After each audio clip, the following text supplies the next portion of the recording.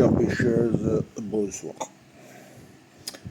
Bon, on va faire un petit peu le point sur tout ce que j'ai essayé de faire concernant la pêche. Déjà pour Vidoban, l'argent, tout ça, le nettoyage, tout ça, j'ai écrit donc au vice-président de la CAD, j'ai écrit au président du département, pas de réponse. Dans ce même courrier, j'avais évoqué un ponton pour les handicapés, pas de réponse.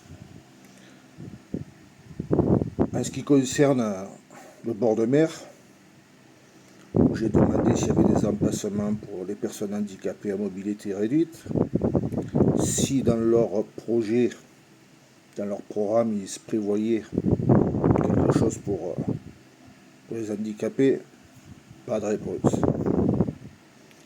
Ce qui veut dire, et ça faut pas me dire à moi que c'est pas vrai, tous les élus, que ça soit d'en haut, d'en bas, du milieu, sur le côté, à gauche, à droite, dans leur programme, on les entend toujours dire qu'il faut donner plus d'accessibilité aux handicapés.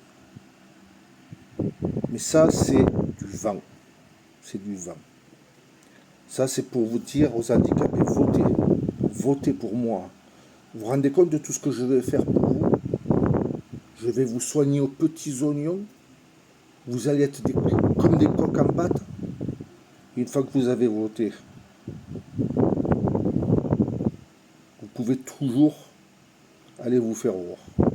Parce qu'ils n'ont aucune considération pour qui que ce soit. Ah si, ils ont de la considération pour les rupés, ceux qui ont du pognon, qui ont du fric. Ah là, mon ami, ils sont prêts même à détourner des dossiers pour faire des constructions qui ne devraient pas être faites. On construit en zone inondable, on délivre les permis, et ça passe, ça passe. On fait des pontons flottants pour les jet skis. Oui, parce que ça devient la mode. Vous savez que maintenant il existe des espèces de cubes en plastique, des ballasts, qui s'emboîtent. C'est sécurisé. Il y a des systèmes de crochets. On fait des pontons pour poser les jet skis dans le port. Mais pour les handicapés, on n'est pas capable de faire un ponton. Parce qu'on peut le faire flottant aussi. On ne peut pas le faire. C'est trop dur. Les maîtres d'œuvre, voilà, tout ça, ils réfléchissent, ils ont mal à la tête. Ils sont obligés de prendre du Doliprane, de l'Efferalgan.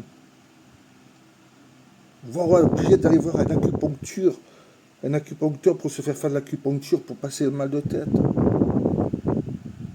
C'est ça que vous ne comprenez pas. Voilà où c'est qu'on en est. J'en attendais pas moins. Hein. Je n'attendais pas moins que j'aurais aucune réponse. Mais bon, j'ai tenté, j'ai essayé. Hein. Mais j'ai pas encore dit mon dernier mot. Eh non. J'ai pas encore dit mon dernier mot. C'est pas fini. Ah pourquoi vous croyez que là, parce que je vous parle de ça, que j'allais baisser les bras? C'est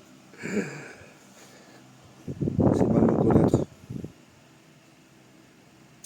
Voilà, donc pour le moment, rien. Mais on m'a toujours dit que l'espoir faisait vivre. Alors, ma foi. Moi, je reste perspicace dans mon objectif. Comme je dis, peut-être je ferai gloulou, mais j'aurais tenté quelque chose. Voilà.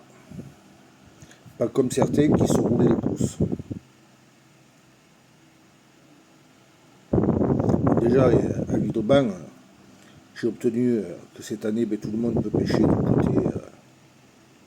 du côté droit. à force, j'arriverai peut-être à faire entendre pour le ponton. J'ai préparé un courrier que je vais renvoyer au maire qui est vice-président de la CAD, David Obam. Je lui demande les réponses et je dis j'attends une réponse de votre part.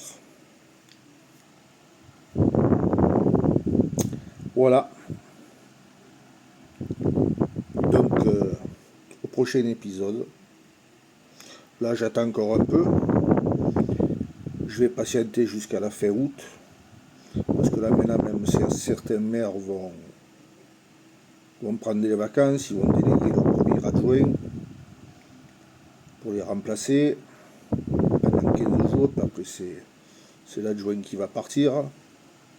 Donc, j'attends septembre. Mais je continue. Voilà. Je lâcherai pas prise comme ça.